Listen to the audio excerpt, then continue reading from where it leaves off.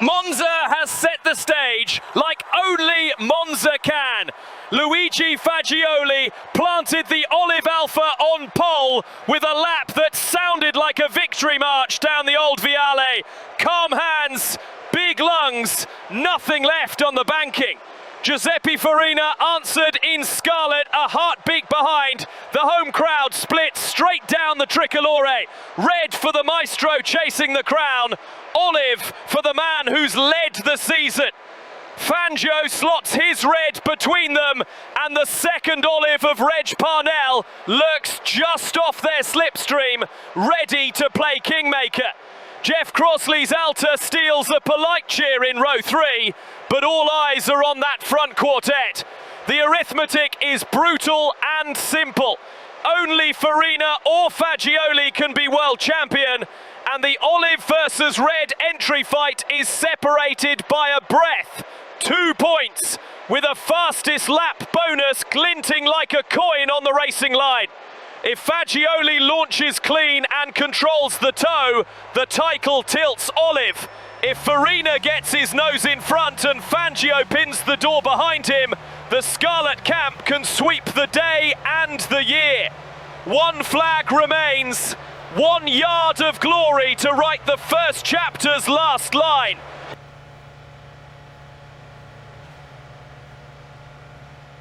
(1950) season recap. Red versus olive.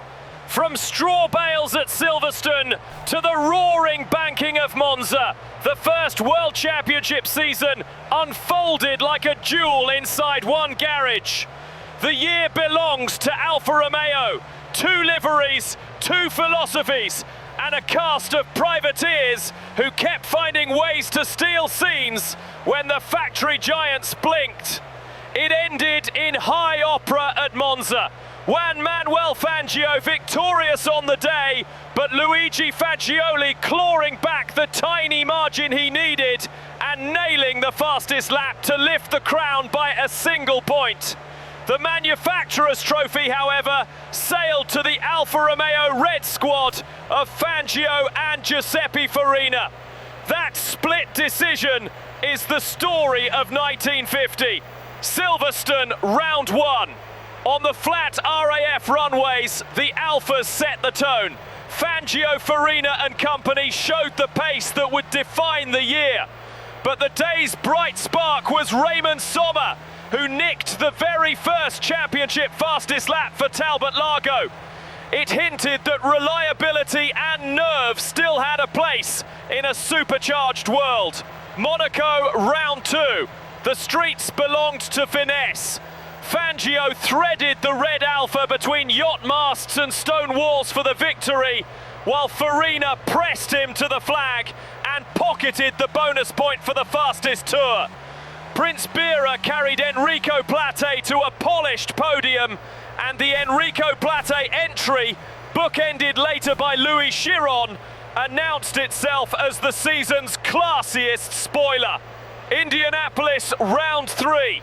Across the Atlantic, the speedway flipped the script. Luigi Fagioli played the draft like a violin and beat the red pair home. Farina was blistering in clean air and took fastest lap, while Reg Parnell made it an olive-red-olive sandwich on the podium. The title picture tightened and the narrative sharpened. Could Red's raw speed beat Olive's discipline? Bremgarten Swiss GP, round 4. Through the forest, the most Fagioli circuit imaginable, Fagioli was imperious, adding fastest lap to a crushing win with Parnell the perfect tail gunner.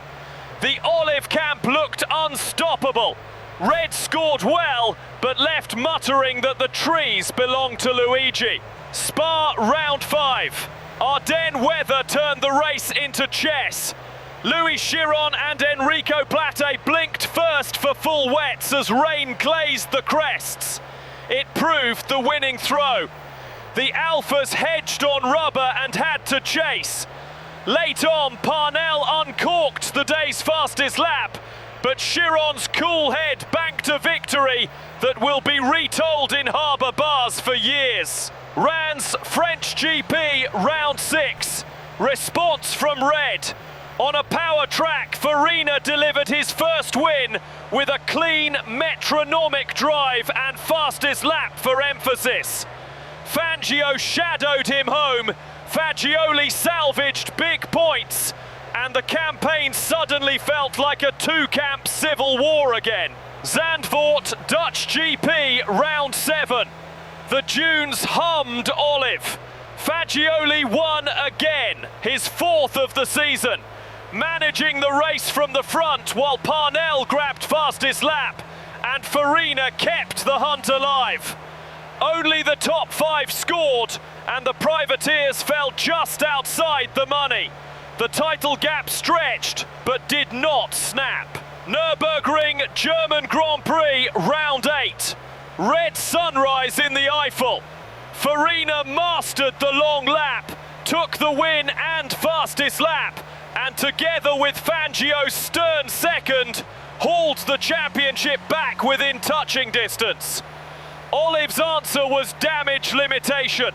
Parnell 4th, Fagioli boxed in and forced to take 6th. With one race left, Red had momentum, Olive the points. Monza Italian Grand Prix Round 9. A finale worthy of the first chapter. Fangio won a race of authority, scarlet streaked and smooth.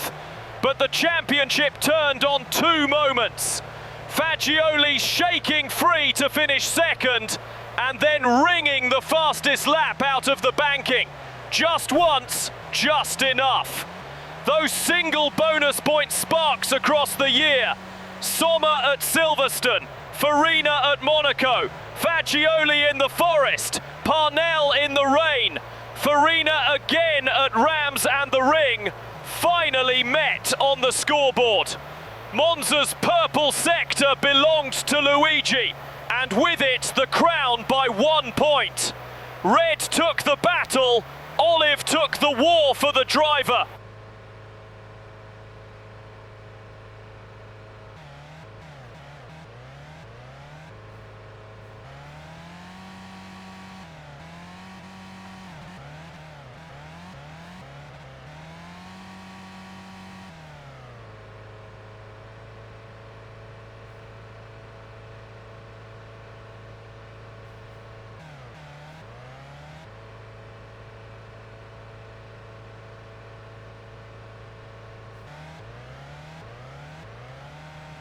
Champions and contenders, drivers world champion, Luigi Fagioli, Alfa Romeo Olive.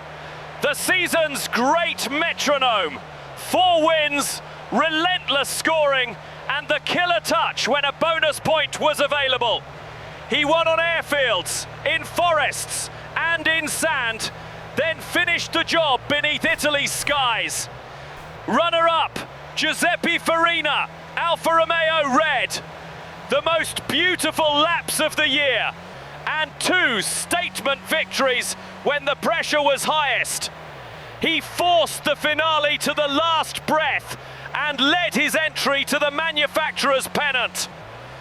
Juan Manuel Fangio, Alfa Romeo Red, a bookend artisan, wins at Monaco and Monza, who shouldered the red push whenever Farina needed a wingman and often looked like the quickest man alive.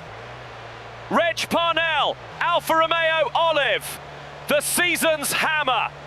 Podiums that broke rivals and fastest laps taken on days that didn't quite bend to him. Without his guardianship, Olive's title run doesn't reach Monza alive. Enrico Plate and friends, Chiron's Spa masterclass and Bira's sparkling streetcraft gave the year its romance. They were the gentlemen who could still mug giants on the right Sunday. Talbot Lago Sommer with opening day fastest lap and sturdy points at the long tracks. A reminder that heart and torque still mattered. Manufacturers' entries. From last to first, Alta 0. Jeff Crossley's faithful green car earned cheers and a Monza headline row 3, but never points. Still, Alta gave the grid colour and grit. ERA 0.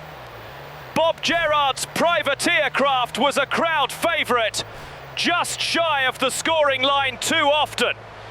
On another point system, he'd be rewarded. In 1950, style points don't count. Talbot 2. Louis Rosier kept the badge in view and bagged a late score, but the blue cars lived mostly in the margins. Milano 2. Felice Bonetto's combative runs earned deserved points. Flashes of speed without the season-long stamina. Ferrari 3. A handful from Ascari as the Scuderia found its footing. The promise is obvious. The trophies will come. Simca Gordini 6. Mo Trintignol's finesse and Robert Manzon's stubbornness kept the Little Blues in the money on select Sundays. On tighter tracks they danced, on power circuits they survived. Talbot Largo 10. Sommer's heroics and Etol Salin's guile delivered a respectable haul, including the first fastest lap of the championship and gritty podiums where the track turned long and brave. Enrico Plate 22. A gentleman's campaign with steel underneath. Chiron's Spa victory on a masterful tyre call and Birra's urbane consistency made Plate best of the independents and the year's conscience. Alfa Romeo Olive 84. Fagioli's crown and Parnell's unstinting support forged the fiercest two-man machine on the grid. They won the driver's title and lost the entry race by a whisper. Proof of how narrowly a season can tilt. Alfa Romeo Red 87, manufacturers' champions. Fangio's opening and closing symphonies with Farina's middle season thunder turned a campaign of speed into a trophy. Red didn't always have the percentages, but it had the moments when it mattered most. And at year's end, it had the pennant. History will remember 1950 as the season that proved a world championship could be a single conversation, sometimes a debate, inside one garage. Red and Olive fought each other to make each other better. The privateers fought them both to keep the story honest. And in the end, a single purple lap at Monza crowned Luigi Fagioli, while a season of scarlet brilliance crowned Alfa Romeo Red. That's a proper beginning.